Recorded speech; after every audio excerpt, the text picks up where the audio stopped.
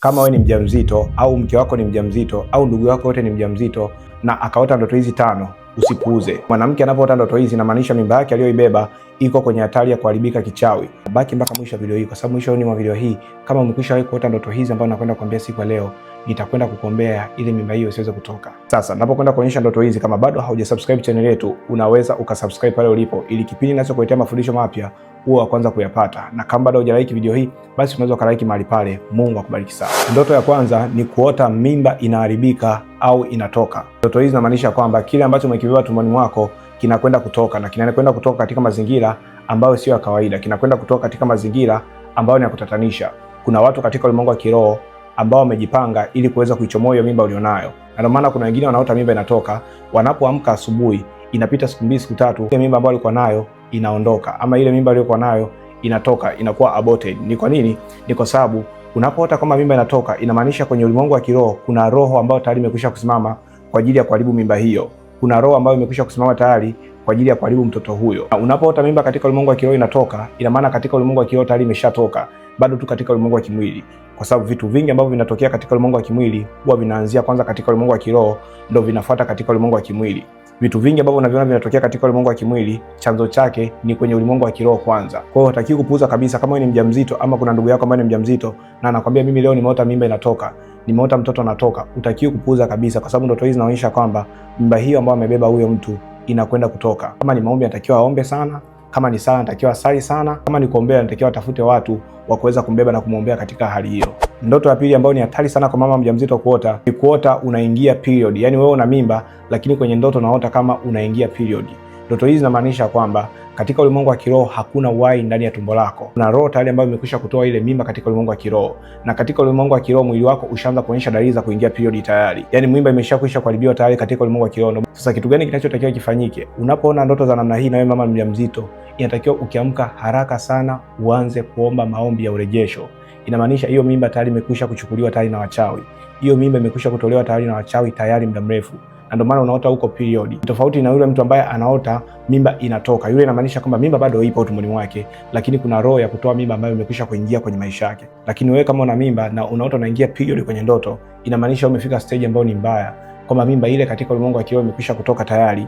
Kilichobakia pale hakuna kitu chochote, na ndio maana unaingia period. Kwa hiyo unapoota ndoto namna hii, ingia haraka sana kwenye maombi ya urejesho na anza kumwambia Mungu, ninaomba unirejeshe ule ujauzito ambao uko ndani yangu. Hata kama ukiamka asubuhi unaona ujauzito upo kabisa, no, wewe hujaiona. Kuna watu kabisa wanajisikia dalili za mimba, lakini wakienda hospitalini hawakuti mimba.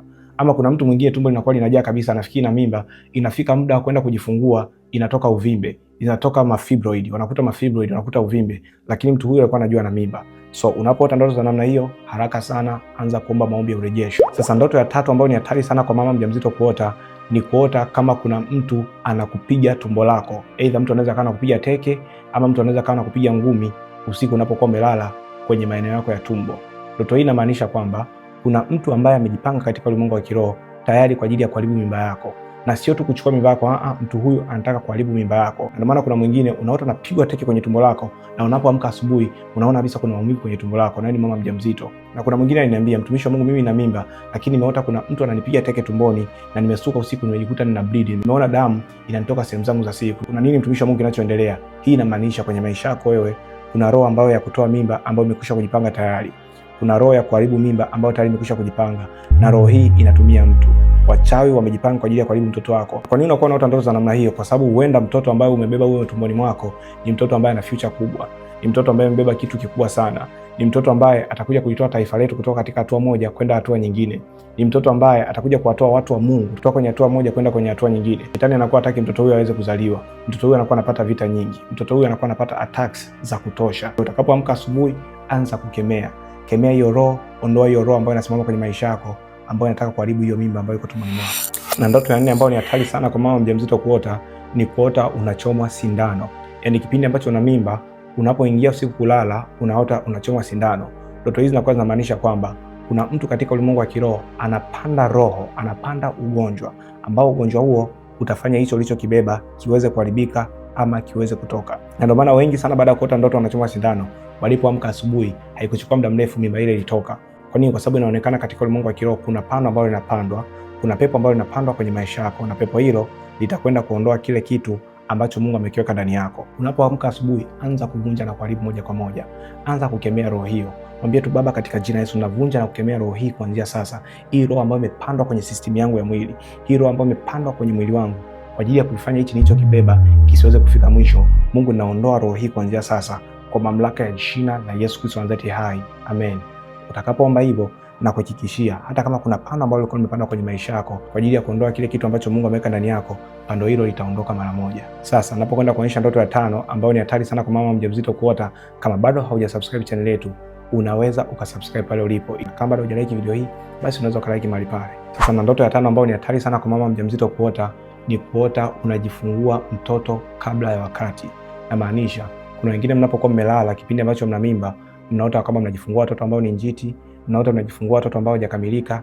Hii inamaanisha kuna roho ambayo imetumwa kwenye maisha yako, kuna roho ambayo imewekwa kwenye maisha yako ambayo itakufanya wewe uweze kujifungua kabla ya wakati, na utakapojifungua kabla ya wakati, mtoto yule atakufa baada ya kuzaliwa. Yani utaiacha mimba yako ifikisha hata miezi 5 au miezi 6, lakini kipindi ambacho utafika miezi 6 utajisikia uchungu na utakwenda kujifungua, na utakapokwenda kujifungua tu mtoto yule atakufa baada ya kuzaliwa. Kwa unapoota ndoto za namna hii, inamaanisha kwamba kuna roho ambayo imewekwa kwenye maisha yako, na roho hii ni kwa ajili ya kuweza kuaboti hicho kitu ambacho Mungu ameweka ndani yako, kwa ajili ya kuweza kutoa hiyo mimba ambayo Mungu ameweka ndani yako. Kwa unapoota ndoto za namna hii, inatakiwa uwe makini sana, uwe makini sana.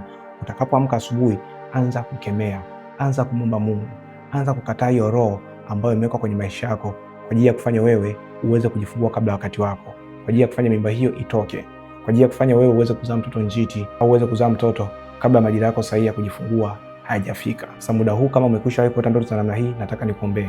Weka mkono wako kwenye tumbo lako na niweze kuombea. Baba, kwa mamlaka ya jina la Yesu Kristo wa Nazareti hai, namwombea mama huyu kuanzia sasa, mama huyu mwenye ujauzito, mama huyu mwenye mimba, mama huyu ambaye anategemea kuwa na ujauzito. Mungu, ninamwombea kuanzia sasa kwa mamlaka ya jina la Yesu Kristo wa Nazareti hai. Kila pepo ambayo inajaribu kuharibu hiyo mimba ambayo iko ndani yake, kila pepo ambayo inajaribu kuharibu huo ujauzito, ninaamuru pepo hilo likapate kuondoka na kumwachia kuanzia sasa kwa mamlaka ya jina la Yesu Kristo wa Nazareti hai. Amen. Na kupitia maombi hayo niliyokuombea na kuhakikishia, kama una ujauzito hautatoka hata kama umeota ndoto hizi. Pia kama uko na sadaka yako unataka kuweza kujiungamanisha na maombi haya ambayo tumeomba siku ya leo mahali hapa, basi unaweza kutoa sadaka yako kupitia namba zetu za simu ambazo zinaonekana hapo chini kwenye screen yako. Na kama una ndoto yoyote na haujui tafsiri yake, unaweza ukaniandikia pale kwenye comment section, nami nitakujibu mara moja. Lakini pia tuna kitabu kizuri sana ambacho kimetoka hivi siku za karibuni, kinaitwa Ndoto na Tafsiri Zake. Kwenye kitabu hichi nimezungumza tafsiri zaidi ya 70 za ndoto na namna gani ya kuweza kupigana nazo. Lakini pia nimezungumza namna gani ya kutafsiri ndoto yote ile ambayo umekwisha kuiota. Ndoto yote ile ya namna yote ile, namna gani ya kuweza kutafsiri, lakini pia ni namna gani ya kuweza kuiombea. Na kitabu hiki nimekiandika kwenye lugha 3.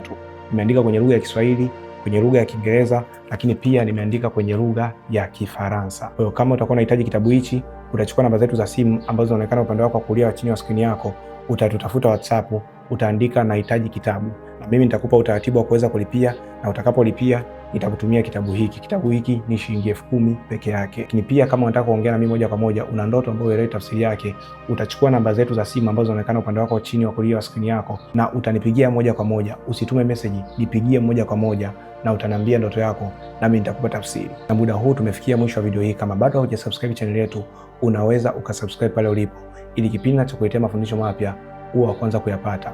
Na kama bado hujalike video hii, basi unaweza ukalike mahali pale. Mungu akubariki sana. This is Apostle Deusi Sengo. Amen. Shalom. Peace.